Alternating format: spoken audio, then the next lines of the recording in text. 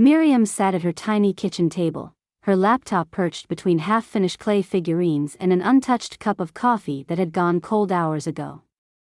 The glow of the screen flickered against her tired eyes as she absent-mindedly scrolled through the morning's news, scanning headlines about exhibits she couldn't afford to attend and art sales she wasn't invited to. Then, just as she was about to close the tab and get back to work, a headline caught her attention.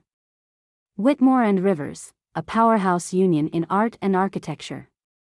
Her breath hitched. The name Whitmore sent a sharp jolt through her chest, but it wasn't just that. It was the photo beneath it. Caleb, poised and polished in a tailored suit, standing beside Eleanor Rivers, the icy queen of the gallery scene. They were smiling, the kind of carefully curated smile meant for the press, effortless, composed, perfect. And there, at the bottom of the frame, was a small boy with dark curls and familiar, solemn eyes. Jasper. The air around her seemed to thicken. Her vision blurred for a moment, the words in the article smearing together into an incomprehensible mess. She forced herself to focus, to read past the polished introductions and extravagant wedding details. The boy, Jasper Whitmore, was Caleb's son. The child she had carried, had been told was placed in a loving home with strangers, had been right there all along. Kept by the very family who had sworn he would be given away. She pushed back from the table so quickly that her chair scraped against the floor.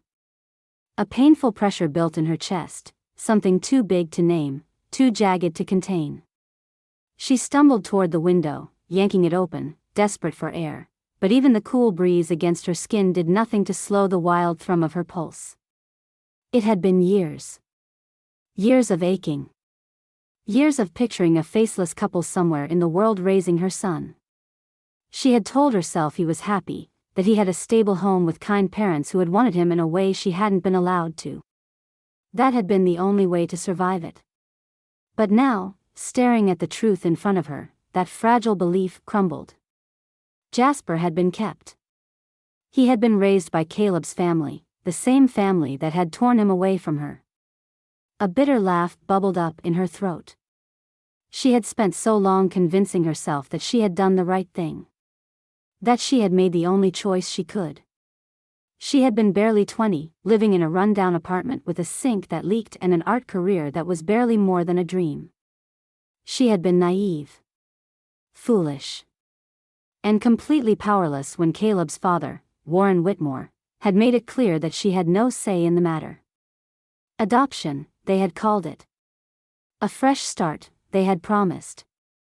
She had signed the papers with shaking hands, too heartbroken to fight, too alone to believe she had a chance.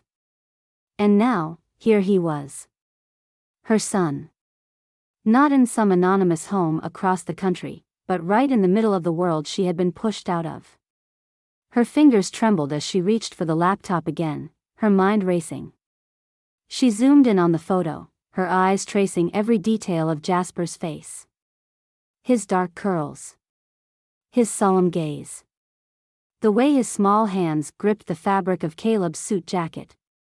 He looked like her. Like Caleb too, of course, but there was something undeniably hers in his face. She swallowed against the lump in her throat. This changed everything. For years, she had buried that part of her life.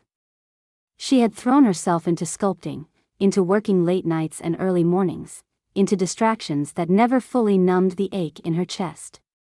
She had let herself believe that the past was untouchable, that all she could do was move forward.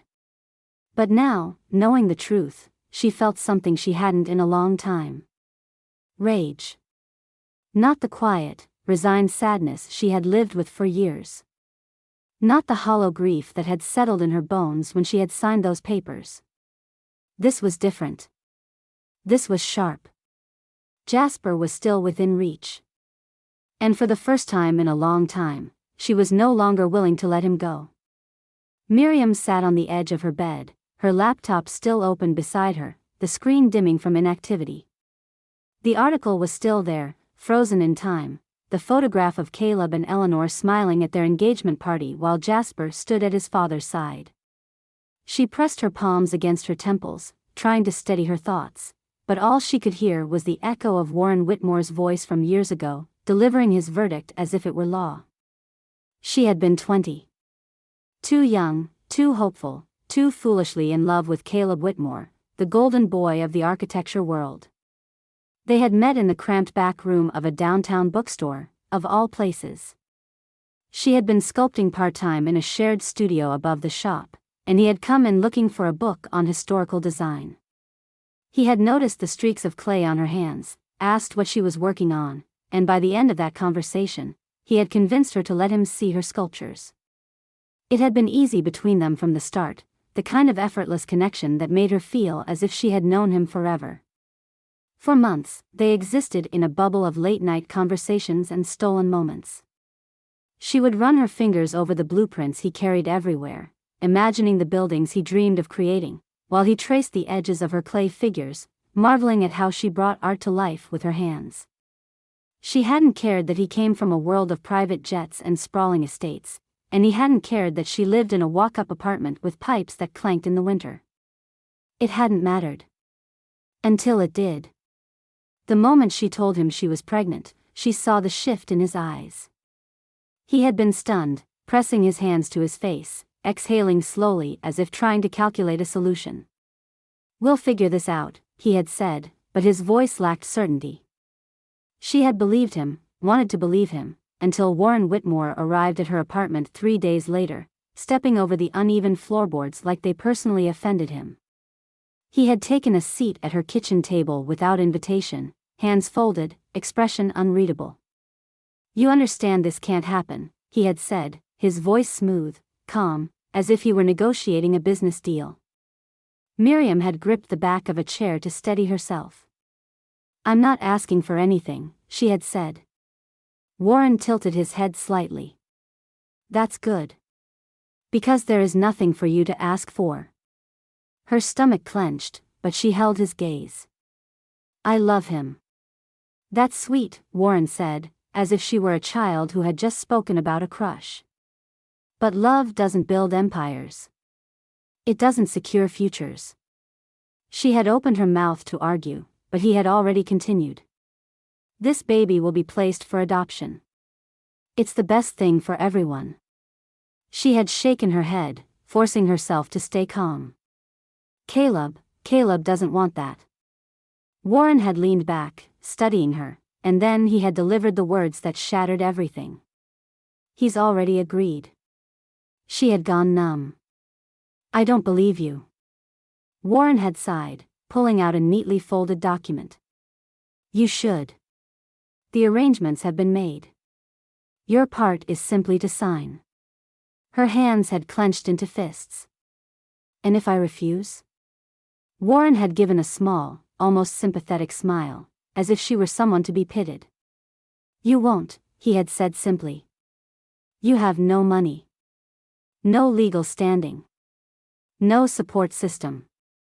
You're 20 years old, Miriam. And let's be honest, how are you going to raise a child? On sculpting commissions?" His gaze had swept the apartment then, as if to emphasize his point. The stack of unpaid bills, the cracked ceiling, the tiny sink overflowing with paint-streaked mugs. "You think you're being noble by keeping him," Warren had continued. "But all you'll do is make things harder for both of you." She had wanted to scream at him, to throw the papers in his face, but then he had stood, tucking the documents back into his coat pocket. "This isn't a fight you can win," he had said. "Do the right thing." And just like that, he had walked out, leaving her in the suffocating silence of her tiny kitchen, her world collapsing around her. The next time she had seen Caleb, his eyes had been filled with guilt, but the damage was done. He had let it happen. He hadn't fought for her. He had let his father decide their future. She had signed the papers a week later.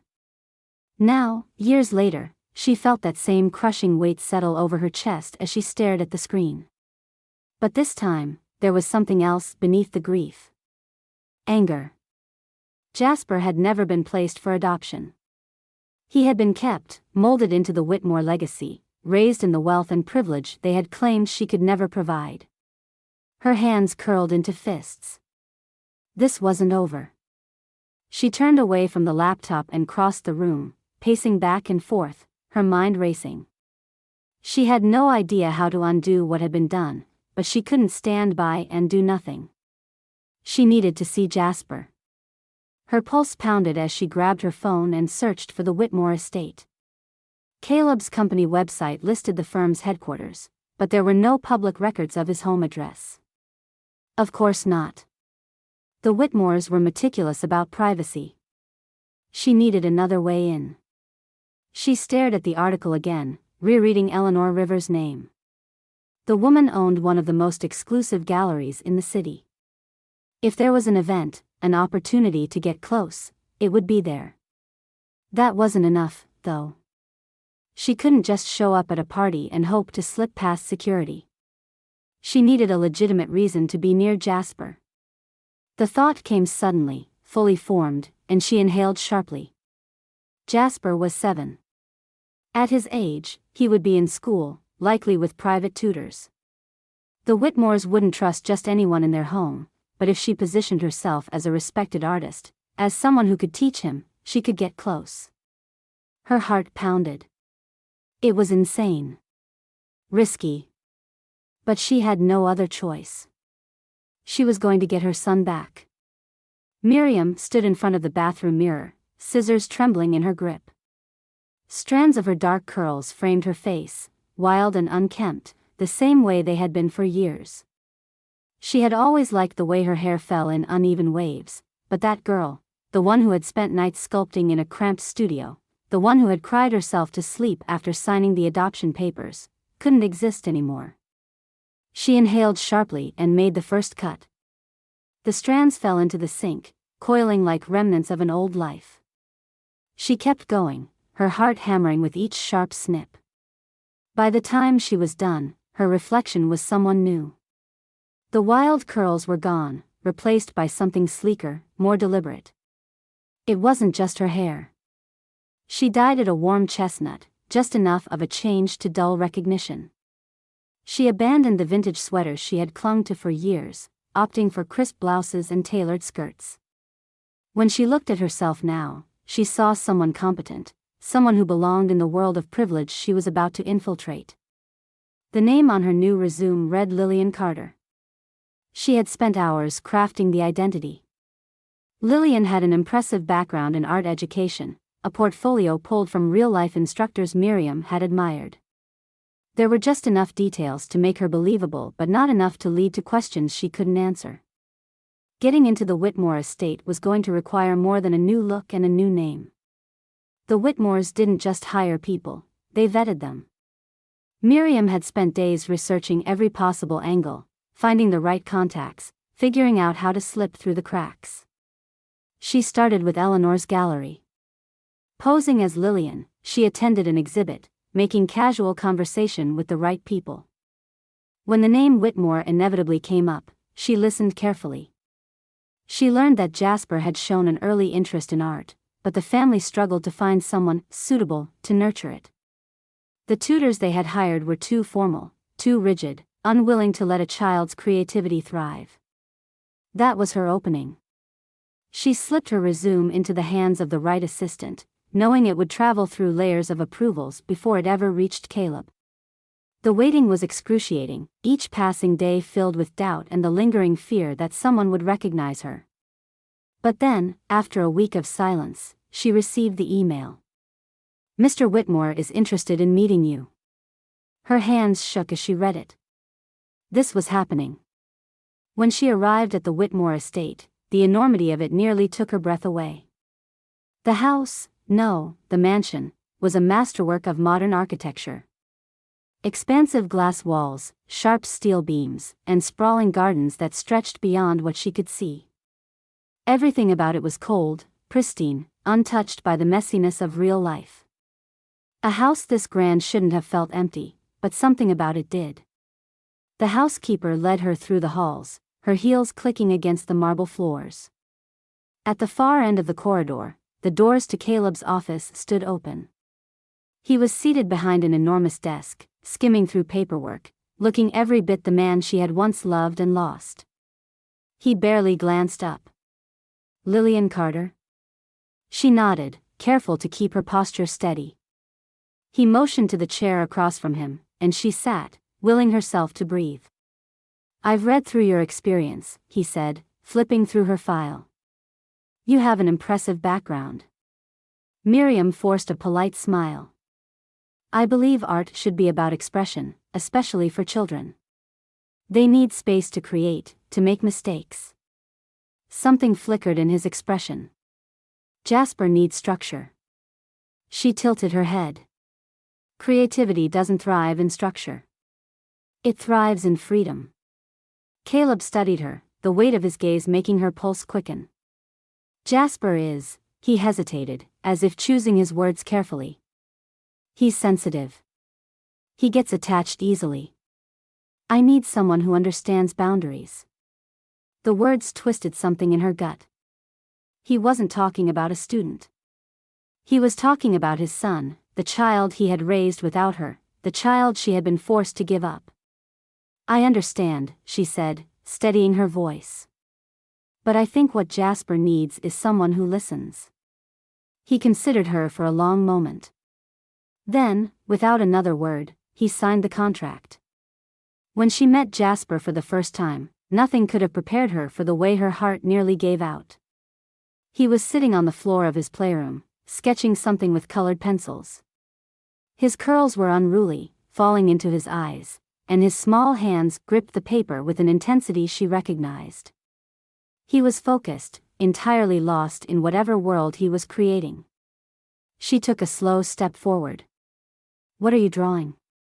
Jasper glanced up, his brown eyes, her brown eyes, locking onto hers.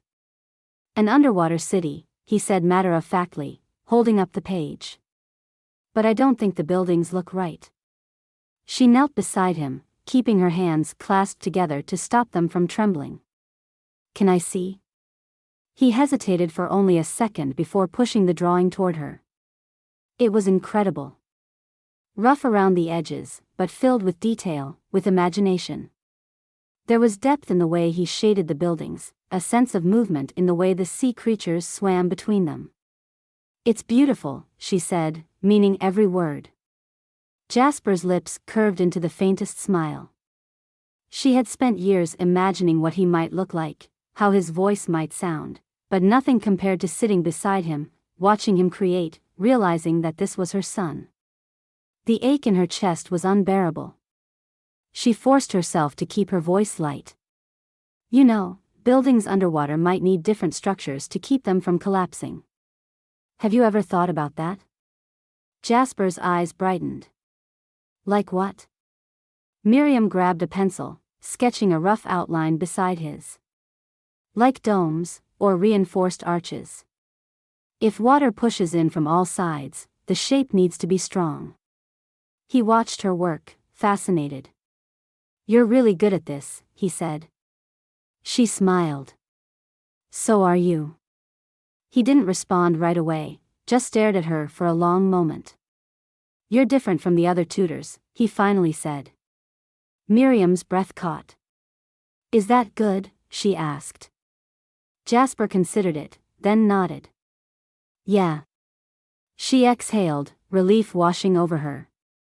For the first time since stepping foot in this house, she allowed herself to believe that maybe, just maybe, she had a chance.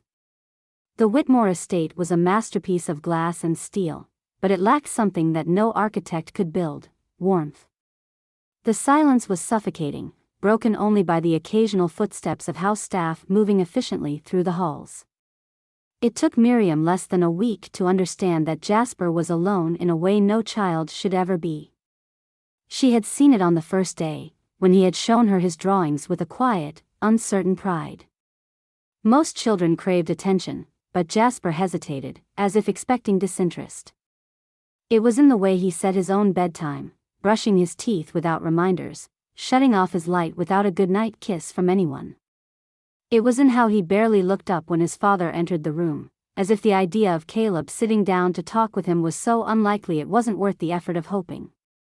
Caleb was busy, that much was obvious. His schedule was relentless: early mornings in the city, late nights in meetings, phone calls in between. He was polite when he spoke to Jasper, but there was a formality to it, as if he were addressing a colleague instead of his son. Jasper responded in kind, nodding, answering when spoken to, never asking for anything more. Warren Whitmore was worse. He never raised his voice, never said anything outwardly cruel, but every interaction with Jasper carried the weight of expectation. At breakfast, he would glance at Jasper's sketchpad and say, "A child with your name should be studying economics, not doodling." When Jasper struggled to remember something he had read, Warren would sigh and say, "Your father never needed reminders." Everything about Warren was designed to remind Jasper that he was not a child, he was an investment. Eleanor barely pretended to care. Miriam had watched their interactions closely, had seen the way Eleanor's lips pressed into a thin line whenever Jasper entered a room. She never acknowledged him unless it was necessary, never asked how his day had been, never once placed a hand on his shoulder or looked at him with anything close to affection. The only time she did speak to him directly was during dinner, when she mentioned a prestigious boarding school in Switzerland. "They have a wonderful arts program," she had said, though there was no enthusiasm in her voice, only calculation. "You'd have structure, discipline. The kind of environment that helps children reach their potential." Jasper had barely looked up from his plate. Miriam had forced herself to keep her expression neutral, though her hands had curled into fists beneath the table. She knew exactly what Eleanor was doing. It wasn't about opportunity or education. It was about removing an inconvenience. "Jasper's doing well with his tutoring," Caleb had said absent-mindedly, scrolling through his phone, his attention already elsewhere. Eleanor had smiled, the kind of smile that didn't reach her eyes. "He deserves more than a tutor." Jasper had stayed silent, his grip tightening around his fork. Later that evening, Miriam had found him in his playroom, alone. He had been drawing again, but this time there was no excitement, no eagerness to show her what he had created. She sat beside him. "That school doesn't sound very fun." He shrugged, not looking up. "I bet the buildings are nice." Miriam leaned in, lowering her voice conspiratorially. "I think you'd get bored in a week." Jasper hesitated, then let out the smallest, almost imperceptible laugh. "Maybe." The weight in her chest grew heavier. She didn't know how long she could stay in this house, didn't know if her plan was sustainable. But she did know one thing: while she was here, she would not let Jasper feel unwanted. She started small. When he was deep in a drawing, she didn't just nod and tell him it looked nice. She asked about the details. Why had he chosen that perspective? What story was he telling? At night, when the house was quiet and cold, she left her door open so he knew she was there. Once, she found him sitting outside his room, curled up against the wall. He had looked up, startled, as if he had been caught doing something wrong. "Couldn't sleep?" she had asked. He had nodded. She had hesitated for only a second before sitting down beside him. "Want to hear a story?" The flicker of curiosity in his eyes was enough. She told him about an artist who had once tried to paint the wind, about a boy who built a city made entirely of light. He had listened, silent at first, then leaning in as the stories unraveled. When she finished, he had yawned and rubbed his eyes. "You make up good stories," he had murmured. She had smiled. "I think you do too." For the first time since stepping into this house, Jasper looked at her like she was someone he trusted. Later that night, when she returned to her room, the ache in her chest was unbearable. She could feel the lie of her presence pressing down on her. She wasn't Lillian Carter. She wasn't a tutor.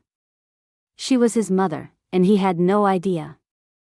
And yet, for the first time in years, he was looking at someone the way a child should. The Whitmore estate was always immaculate, but on event nights, it transformed into something else entirely. The grand hall, usually silent and cold, was alive with the hum of conversation, the clinking of champagne flutes, the low notes of a string quartet echoing through the space. The staff moved with quiet precision, refilling glasses before they were half empty, making sure not a single candle flickered out of place. Miriam had been to her fair share of gallery openings and high society gatherings, always on the edges, watching as collectors debated brushstrokes and prices, as patrons drank wine they barely tasted. This was different. The people here weren't admiring art or culture. They were circling power. She had almost managed to convince herself she belonged, dressed in an understated black dress, her hair swept into a simple twist. As far as anyone knew, she was Lillian Carter, the well-mannered art tutor, invited tonight under the polite excuse of fostering Jasper's interests. She kept her movements careful, her posture composed, never lingering too long in one place. Jasper had been excused from the party hours ago, shuffled off to bed after a brief appearance that had made Miriam's stomach twist. Caleb had introduced him with the same detached warmth he used in meetings, his hand resting lightly on his son's shoulder as he made the necessary remarks about legacy and potential. Jasper had smiled on cue, his small frame stiff in an expensive blazer. Eleanor had barely looked at him, too engrossed in her conversations with the kind of people who measured a person's worth in stock options and inheritance projections. The night was wearing on when Miriam found herself in the library, a grand space lined with dark mahogany shelves, the kind of place that smelled like money and history. She hadn't meant to linger, but the hush of the room was a relief from the suffocating pleasantries outside. She traced her fingers along the spines of books she doubted anyone in this house actually read, exhaling slowly. Then, voices. She froze, stepping back into the shadows as the door cracked open. Warren Whitmore's deep, deliberate voice cut through the air, followed by the clipped, efficient tone of a man she didn't recognize. "It's done, then?" Warren asked. "Nearly," the consultant replied. "Once the final transfers are complete, the assets will be fully secured under the boy's name." Miriam's breath hitched. "Good," Warren said. "I want every last cent untouchable. If there's any scrutiny, Jasper's trust must be beyond question." "The setup is clean," the man assured him. "If anyone looks, all they'll see is an inheritance structured for tax purposes. Nothing will trace back to you." Miriam pressed herself against the bookshelf, her pulse hammering in her ears. "I trust there won't be any issues," Warren continued, his voice smooth but edged with warning. "None," the consultant said. "But it's imperative that nothing disrupts the arrangement. The trust is only untouchable so long as Jasper remains legally under Whitmore control." Miriam's fingers clenched against the fabric of her dress. "If anything were to happen." "It won't." Warren's tone brooked no argument. "Jasper will stay exactly where he is." Footsteps shifted, and Miriam barely had time to step further into the shadows before the door opened fully. The two men strode out, Warren's expression as composed as ever, his presence a force that commanded obedience without ever raising his voice. The door swung shut behind them, leaving Miriam alone in the dimly lit library, her heart pounding so loudly she could hear it in her ears. Jasper wasn't just an heir. He was a shield. She moved on autopilot, slipping out of the library as if nothing had happened, weaving her way back through the party with a practiced ease. Smiling at the right moments, nodding when necessary, her mind miles away. It wasn't just about money. It was about control. Warren had placed everything, their empire, their future, their safety, into Jasper's name, making him the linchpin in whatever financial schemes they were running. It explained everything. Why Jasper had been kept, why Warren monitored him so closely, why Eleanor wanted him out of the picture. If Jasper wasn't under their care, if custody ever shifted, the entire structure would collapse. Miriam steadied herself against the polished railing of the grand staircase, the reality settling in like ice in her veins. They hadn't stolen Jasper just because they thought she wasn't good enough. They had stolen him because they needed him. Miriam hadn't slept. She lay in bed, staring at the ceiling, replaying Warren Whitmore's words over and over in her mind. Jasper wasn't just his grandson, he was the key to protecting the family's money, the face of an empire they had hidden behind a child's name. If she tried to take him back, she wouldn't just be fighting for a boy. She would be dismantling the foundation of their wealth, pulling at a thread they couldn't afford to let unravel. The realization made her nauseous. She had thought she was up against pride, against an old man's belief that she wasn't worthy of raising his grandson. But this was bigger than that. This was about power. About control.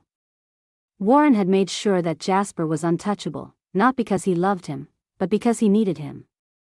And if she tried to take Jasper away, they wouldn't just fight back.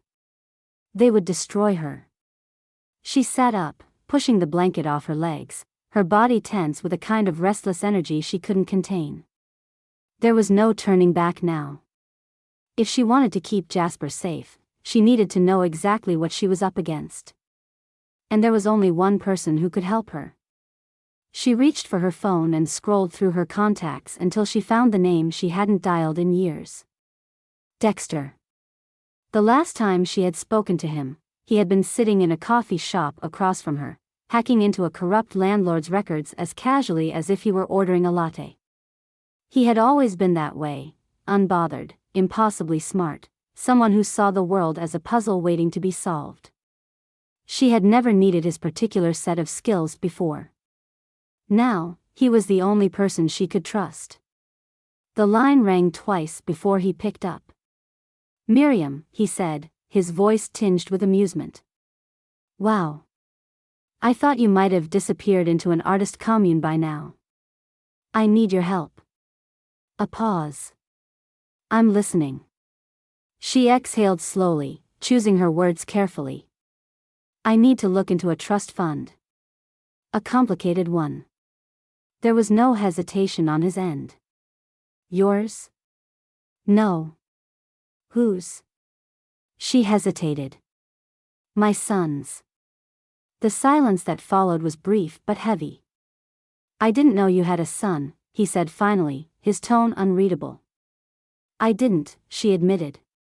"But I do now." Another pause. Then, quieter, "Miriam, what exactly are you asking me to do?"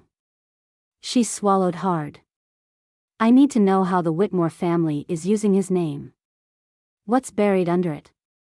And I need it fast." Dexter let out a low whistle. "The Whitmores," he mused. "You always did aim high." She didn't laugh. "Can you do it?" He sighed, and she could hear the faint clatter of a keyboard in the background.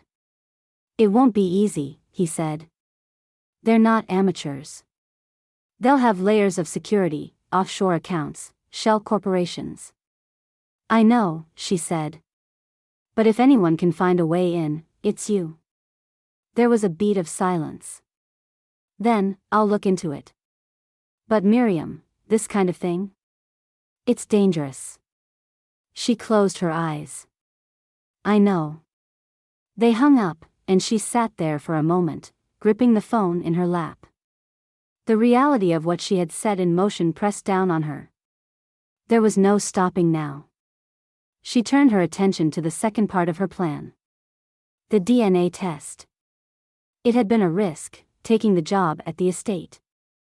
She had gone in knowing that every moment she spent near Jasper would be agonizing, that every smile, every question, every glance would remind her of the years she had lost. But it had also given her one advantage: access. She needed proof. Proof that Jasper was hers. And to get it, she needed something small. Something unnoticed. She had been careful, waiting for the right moment, for the right opportunity. Then, one afternoon, it happened naturally. Jasper had been sitting at his desk, deep in thought over a new drawing, when he had absently ruffled his own hair, sending loose strands onto the table. Miriam had barely breathed as she picked up the pieces, pretending to brush away eraser shavings. It had taken 2 seconds. He hadn't even noticed. Now, standing in the quiet of her room, she unfolded the napkin she had wrapped the strands in, staring at them as if they held the universe. She had already researched a lab, found one discreet enough to process results without drawing attention. Tomorrow, she would send it out. And then she would wait. She placed the napkin carefully into an envelope, sealing it before setting it aside. Her heart was still pounding. Dexter would find the truth about the Whitmores. The DNA test would prove what she already knew in her bones. One way or another, she was going to bring her son home. Caleb was good at not noticing things. It was a skill, really. He could walk past a priceless painting in his own home and not register a single brushstroke, could skim a contract worth millions and recall only the bottom line. It was how he operated, efficiently, without excess. But lately, he had found himself noticing things he shouldn't. Like how Jasper laughed more. Like how his son had started waiting until the very last second to close his sketchbook when someone walked into the room, as if he was savoring the time spent drawing instead of treating it like an indulgence. Like how the new tutor, Lillian, had a way of tilting her head when she listened, as if she was absorbing every word, storing it for later. She wasn't loud, wasn't disruptive. She moved through the house with practiced ease, always knowing when to step forward and when to fade into the background. But she was there. And for some reason, Caleb couldn't stop noticing her. He found himself watching her without meaning to. During breakfast, when Jasper was distracted pushing his cereal around the bowl, she would give him a barely perceptible smile, like she knew he'd rather be drawing than eating. In the afternoons, when she guided him through lessons, her voice was warm, patient, never forceful. Jasper listened to her. Not because he had to, but because he wanted to. It made Caleb uneasy. He told himself it was because of Jasper. Because his son was already too sensitive, too prone to attachment. He had seen it before, how easily Jasper clung to the rare moments of warmth in this house, how much he craved attention that Caleb himself had never learned how to give. It wasn't good for him to get attached to someone temporary. But that explanation didn't sit right. Because it wasn't just Jasper who was paying attention to her. One evening, he passed by the open doors of the study and caught sight of them together. Jasper was sprawled on the floor, a pencil in hand, his face scrunched in concentration. Lillian sat beside him, cross-legged, mirroring his posture as she added something to the drawing. "Like this?" she asked. Jasper studied it, then nodded. "Yeah, but the lines should be softer here." She adjusted her sketch, and he grinned. Caleb should have kept walking. He should have ignored it. But instead, he lingered, something unfamiliar pressing at the edges of his chest. She was good with him. That much was obvious. Too good. And it was starting to feel familiar. The way she tucked her hair behind her ear when she was thinking. The way she bit the inside of her cheek when she was holding back a comment. It reminded him of someone he hadn't let himself think about in years. That thought alone was enough to send him stalking down the hallway, jaw clenched. He had work to do. Miriam knew she should keep her distance. She reminded herself of it constantly. She repeated it in her head like a mantra every time she caught herself watching Caleb linger in a room longer than necessary. Every time she felt the heat of his gaze when he thought she wasn't looking. But she was looking. And the problem was, he was too. It wasn't just about Jasper anymore. That part had been simple, easier than she expected, in a way. He had warmed to her quickly, let her into the spaces of his life that had been left empty for too long. With every lesson, every bedtime story, she was solidifying something between them that neither of them could name. But Caleb was making things complicated. At first, he had kept his distance, like he always did. Detached. Professional. But lately, there was something else under the surface. Something unreadable in the way he glanced at her across the dining table, the way he paused before answering when she spoke. She had spent years trying to forget what it had been like to love him. To be with him. But her body hadn't forgotten. It remembered the way his hands felt against the small of her back, the rough scrape of his jaw against her skin when he laughed too close. It remembered the way he used to pull her into conversations about things she didn't understand, just to hear her perspective. She hated that it still mattered.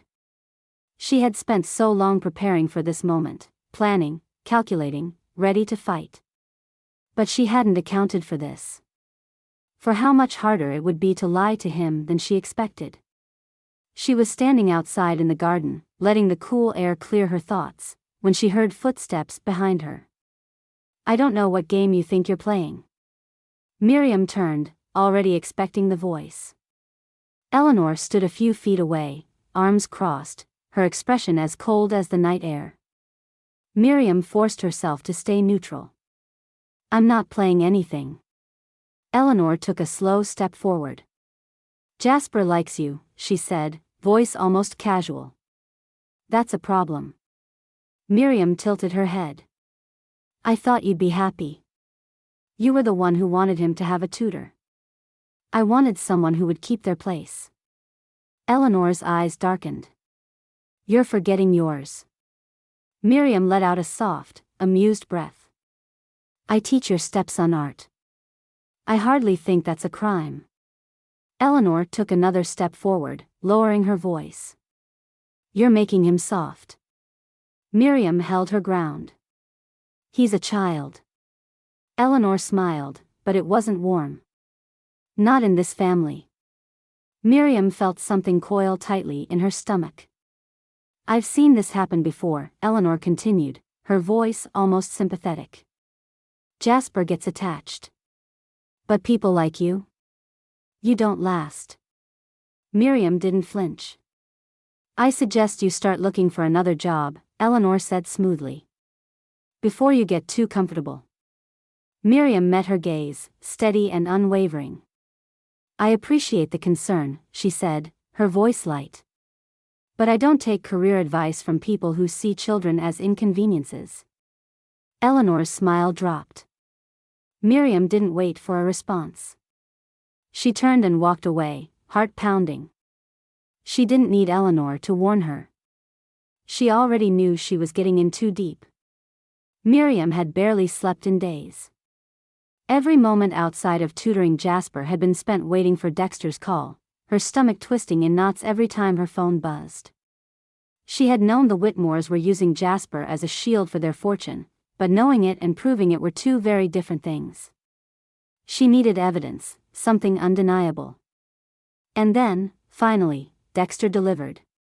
His voice came through the speaker in a low, satisfied hum. "Got it." Miriam sat up straight, gripping the phone so tightly her knuckles ached. "Tell me." Dexter let out a breath, the sound of fingers tapping against a keyboard in the background. "It's worse than I thought," he said. "Every major Whitmore asset, properties, offshore accounts, stock holdings, is linked to Jasper's name. Legally, he owns all of it." Miriam felt her stomach drop. "He's 7. "Yeah, well, that's the beauty of it," Dexter said. "They made him the beneficiary of a trust that funnels money through a network of subsidiaries. On paper, it looks like estate planning, just a responsible father setting things up for his kid. But in reality, it's a smokescreen. If any investigation happens, it leads straight to Jasper, an innocent child. Warren and Caleb keep their hands clean." Miriam pressed a hand to her forehead, trying to process it. "If I take custody." "They lose control," Dexter confirmed. "You get Jasper, and they lose everything." She felt a flicker of triumph before reality set in. "Which means they'll fight like hell to keep him." "Of course they will," Dexter said. "But that's where the second part of your plan comes in." Miriam exhaled slowly. "I need a lawyer." She met with Silas the next afternoon in a quiet cafe on the other side of town. He was younger than she expected, but there was a sharpness in his eyes that told her he didn't miss anything. He listened without interruption as she laid out everything: the forced adoption, the deception, the financial entanglements. When she was done, he leaned back in his chair, fingers tapping against the rim of his coffee cup. "You're going to need more than a DNA test and a sob story," he said finally. Miriam lifted her chin. "I have proof." Silas considered her for a moment, then nodded. "If we can prove fraud, prove that Warren and Caleb knowingly used a child's identity to hide their assets, we can argue that Jasper is in an unsafe environment. No judge is going to be thrilled about a kid being treated like a financial shell company. Miriam swallowed. What are our odds? Silas sighed, rubbing a hand over his jaw. It's a long fight. Custody battles with powerful families don't happen overnight.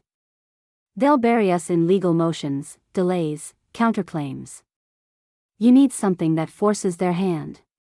She hesitated before saying, Dexter can lock them out of their money. Silas blinked. Excuse me? She folded her hands together to keep them from shaking. He's a cybersecurity expert.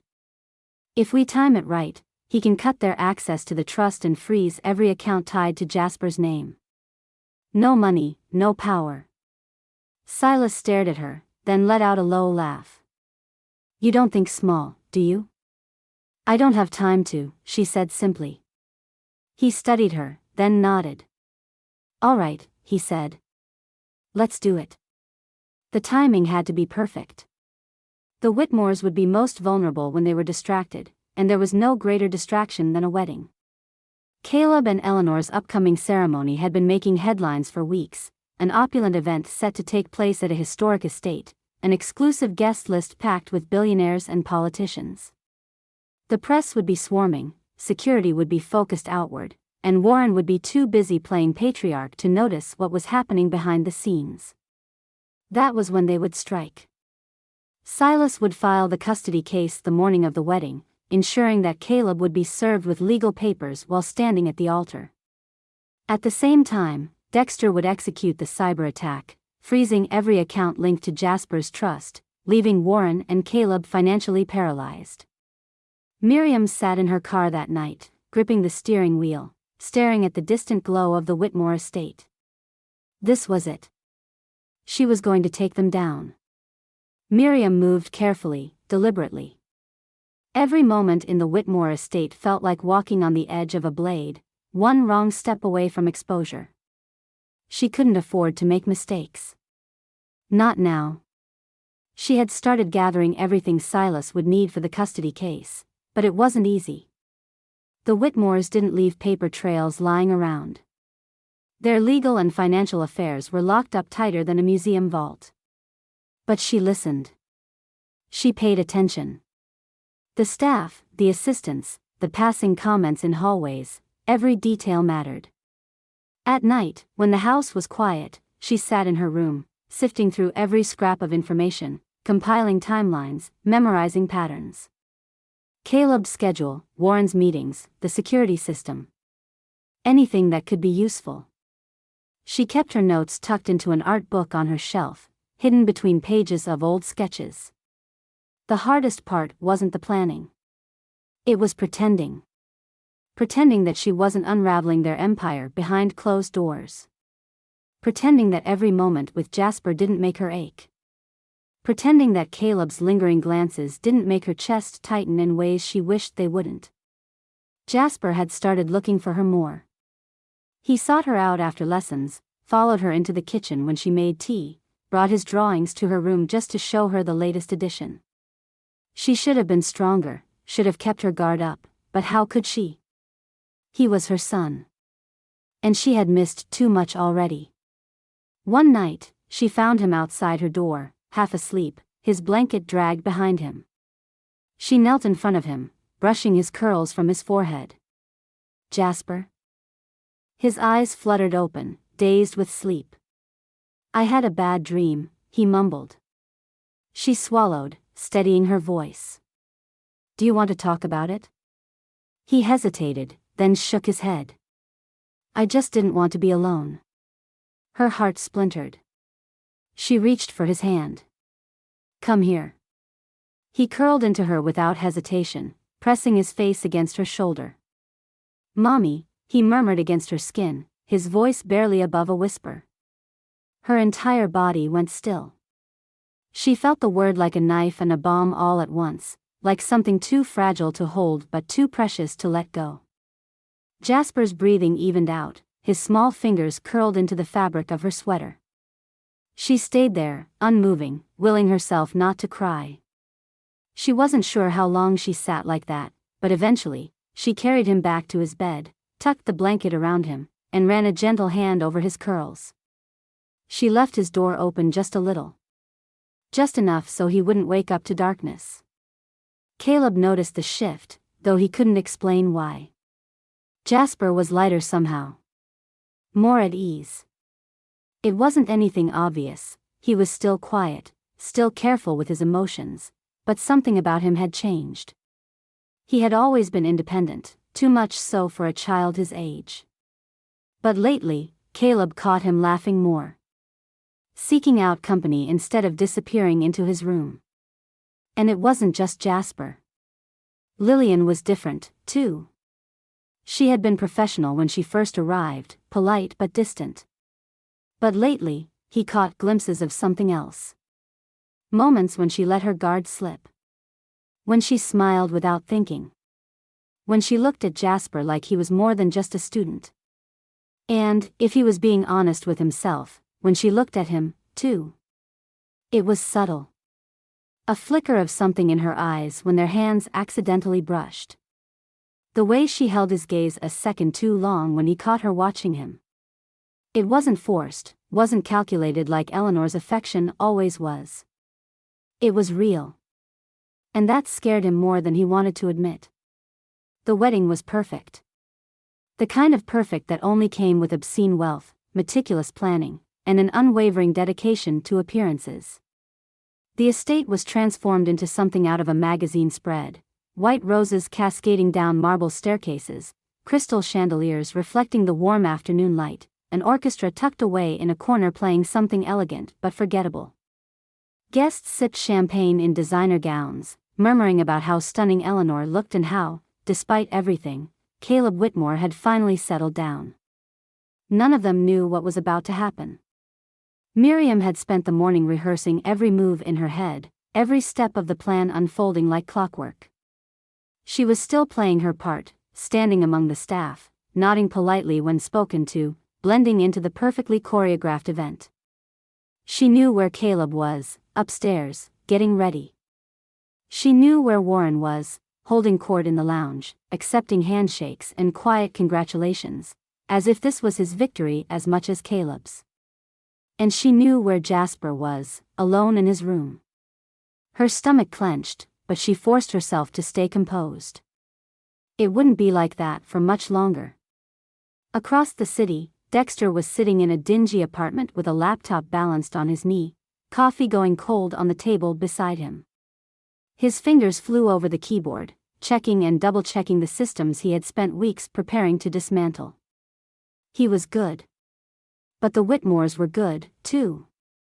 The offshore accounts were buried under layers of security, hidden behind shell corporations and false names, but Dexter had peeled them back one by one.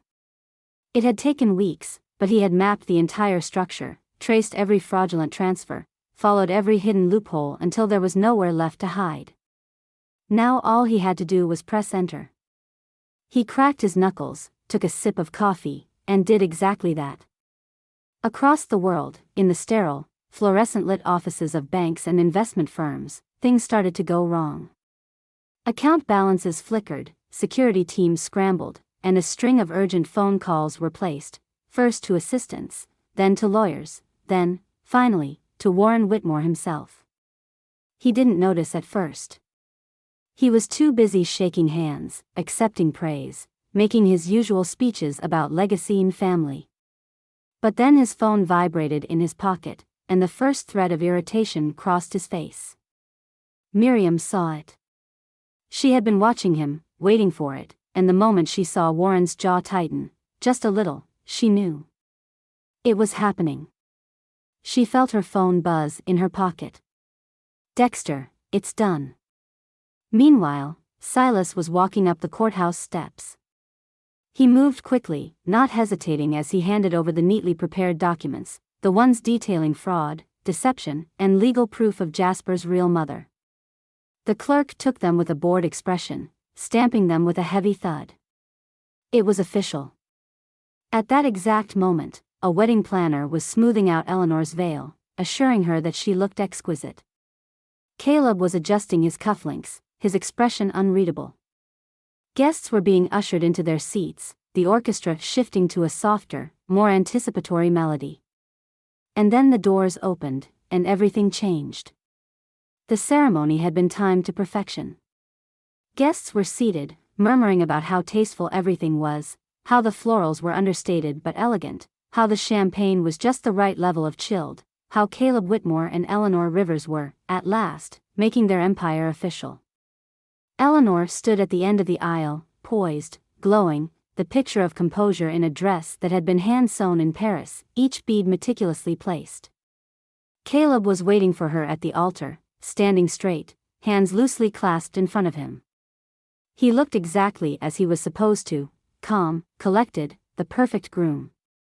The orchestra swelled. The doors opened. Eleanor began her slow, deliberate walk down the aisle. And then the doors opened again. A man in a dark suit strode down the aisle with the confidence of someone who had been paid well to do something unpleasant. Silas had warned her this would be messy, and he was right. The whispers started immediately. The man ignored them, cutting through the crowd with practiced ease. He moved past Eleanor, past the stunned bridesmaids, stopping only when he reached Caleb. "Caleb Whitmore?" Caleb frowned. "Yes?" The man held out an envelope. "You've been served."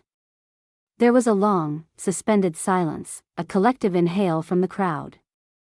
Caleb didn't take the papers right away. He just stared at them, his brain working through the impossibility of what was happening. Eleanor's hand clenched around her bouquet. "What is this?" she snapped. The man was already turning, slipping back through the aisle, his job done. Caleb's fingers closed around the envelope, his pulse thudding as he flipped it open. His eyes skimmed over the words, the official stamps, the legal jargon that suddenly felt impossible to process. Custody. Fraud. Maternity. His grip tightened. It wasn't until he saw the name that the ground beneath him shifted. Miriam Carter. He felt like he had been dropped into freezing water.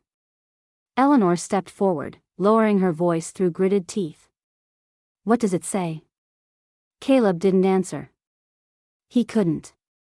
Because suddenly, all of it made sense. Jasper's sudden attachment. The strange familiarity of the new tutor. The feeling that he had met her before but couldn't quite place her. It hadn't been in his head. It had been real. His entire body went still. He turned his head slowly, scanning the faces in the crowd. He knew she was there.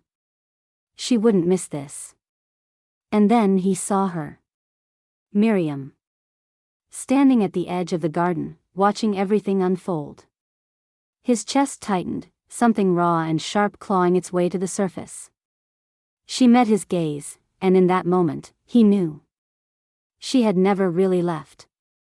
Caleb locked himself in his office, the heavy oak door muffling the chaos outside. His hands were still clenched around the custody papers, his knuckles white. The wedding was over before it had even begun. The guests had scattered, Eleanor had stormed off in fury, and Warren had followed him. "Sit down," his father said, closing the door behind him with slow, measured control. Caleb didn't move. His mind was still stuck on one thing. Miriam. She had been here this entire time. Not just in the city, not just nearby, but in his home. With his son. The woman he had convinced himself he would never see again, the woman he had failed all those years ago. She had been right in front of him, and he hadn't seen her. Warren sighed, stepping further into the room. "I assume you're in shock." Caleb let out a bitter laugh, low and humorless. "You could say that." His father didn't look concerned. If anything, he looked mildly irritated, as if this was just another business inconvenience, something to be handled. "This is salvageable," Warren said. "I've already contacted our legal team. We will file an immediate motion to dismiss." Caleb exhaled sharply, turning to face him. Dismiss? His voice was rough, disbelief cracking through it. That's your response to this? It's the only response, Warren said flatly. She won't win, Caleb. She has no case. Caleb stared at him, heat rising under his skin. She has a DNA test. Warren waved a hand. A test doesn't make her a mother. Caleb felt something snap. You lied to me. His father stilled. Caleb took a step forward, his grip tightening on the papers. You told me the adoption was final. You told me she agreed. She did, Warren said smoothly. She signed the papers. Caleb shook his head, his chest tight. She was forced. Warren's lips pressed together. She was persuaded. Caleb's stomach twisted.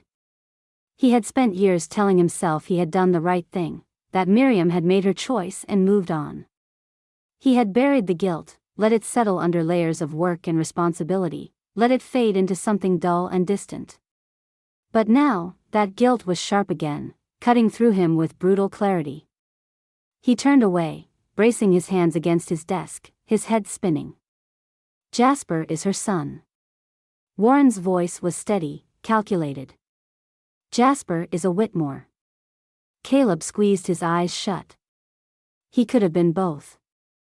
His father sighed, his patience wearing thin. Caleb, listen to me. Caleb did nothing.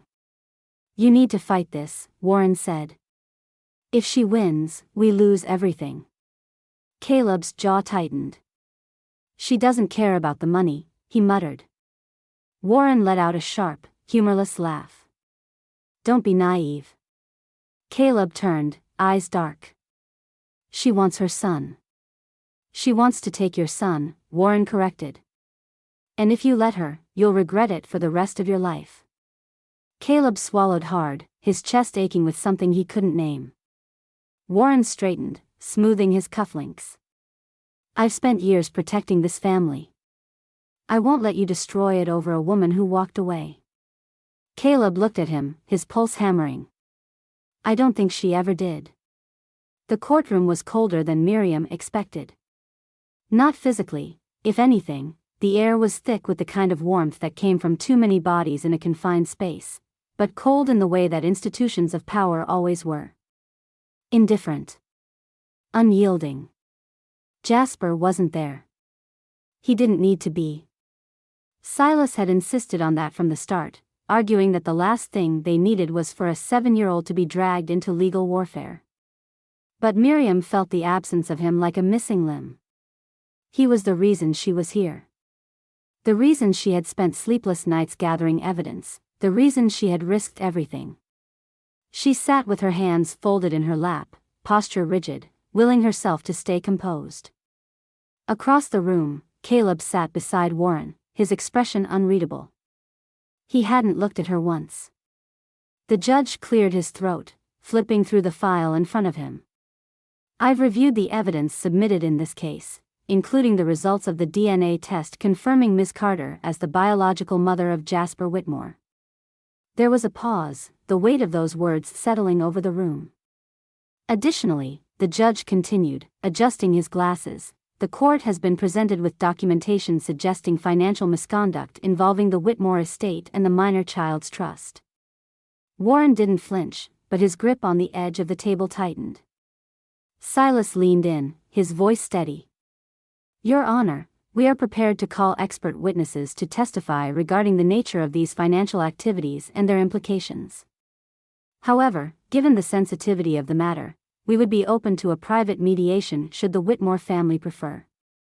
Translation: if you fight this, we'll drag every dirty secret into the light. Miriam watched Warren carefully, saw the subtle twitch in his jaw, the calculation happening in real time. He had spent a lifetime controlling outcomes, shaping narratives. But this was something he couldn't manipulate away. The judge turned his attention to Caleb. Mr. Whitmore, he said. Do you wish to contest the custody claim? Caleb hesitated. Miriam felt her pulse hammering, her hands clenched so tightly her nails pressed into her skin. Say no, she willed him. Let him go.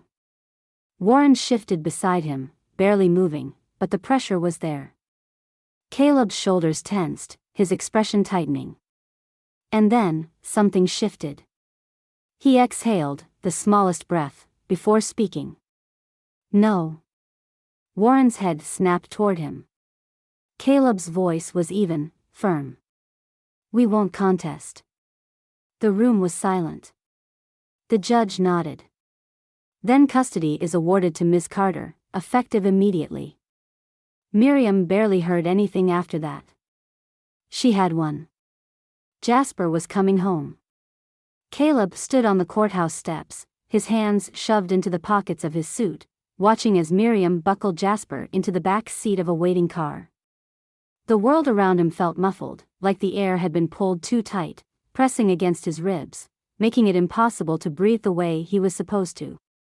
Warren was pacing behind him, seething. This is a disaster. Caleb didn't answer. They'll investigate everything now, Warren hissed. Every account, every transaction. Caleb turned to him, his voice low and even. I don't care. Warren froze, his mouth half open, disbelief flickering across his face. You don't care? Caleb ran a hand through his hair, exhaling sharply. I don't. Warren's expression hardened, his voice sharpening to a blade. You just let them take him. Caleb's jaw clenched. He was never ours to keep. Warren scoffed. You think she'll do better? Some starving artist. Caleb turned to him, his patience fracturing. She's his mother. For the first time, Warren looked unsettled. His son, the one who had always done what was necessary, who had followed the plan, who had never questioned the way things were, was standing here, undoing it all. Caleb let out a breath. I'm done. He turned back to the street. Miriam had closed the car door, stepping onto the sidewalk, her expression unreadable. The last few months had changed her, but right now, she looked exactly like she had all those years ago, steady, determined, someone who had lost too much to lose again. Jasper sat in the back seat, his small hands pressed against the window. He didn't understand all of this. Not really. To him, this wasn't about money or legal battles or power struggles. This was just about family. About who was staying and who was going. He hesitated, then lifted a hand. He waved. Caleb's chest tightened. He lifted a hand in return, even though it felt like it weighed 1,000 pounds. The driver pulled away from the curb. Caleb stayed where he was, watching the car disappear into traffic. Watching his son leave. Watching his entire life change in a way he had no power to stop. The salt air felt different here. Lighter. Cleaner. It didn't press down on Miriam's skin the way the city air had, thick with exhaust and expectation. Here, the wind carried the scent of the ocean, the distant laughter of tourists, the occasional cry of a seagull looking for a meal. She stood on the small balcony of their new apartment, her hands wrapped around a chipped mug of coffee, watching Jasper down below. He was barefoot in the sand, his sneakers discarded in a messy pile behind him. The waves rushed in and out, pulling at his ankles, but he didn't run from them. He stood firm, watching the water swirl around his feet like he was testing something, like he was letting himself belong to it. For weeks, he had been adjusting, slowly shedding the tight, careful way he had carried himself in the Whitmore estate. It wasn't overnight, these things never were, but every day, he let go a little more. The first morning here, he had woken up early and wandered outside without asking permission, like he was waiting for someone to tell him he wasn't allowed. The next morning, he had stayed out a little longer. Yesterday, he had laughed so hard at something on TV that he nearly fell off the couch. She was still getting used to the sound. She took a sip of her coffee, letting the warmth spread through her. It was still strange, this new life. No marble floors, no perfectly curated silence, no staff hovering in the background. Just this, a two-bedroom apartment with slightly crooked cabinets, a view of the ocean, and a fridge that hummed too loudly at night. She had never been happier. Jasper turned then, his curls damp from the spray, his face lit with something she had never seen so clearly before. Freedom. "Mom," he called. She smiled. "Yeah?" He grinned, his feet sinking into the wet sand. "Come feel the water." She laughed, shaking her head. "It's freezing." "It's not," he insisted. "It's perfect." She set her coffee down, stepping inside to grab her sandals. Maybe, she thought, he was right.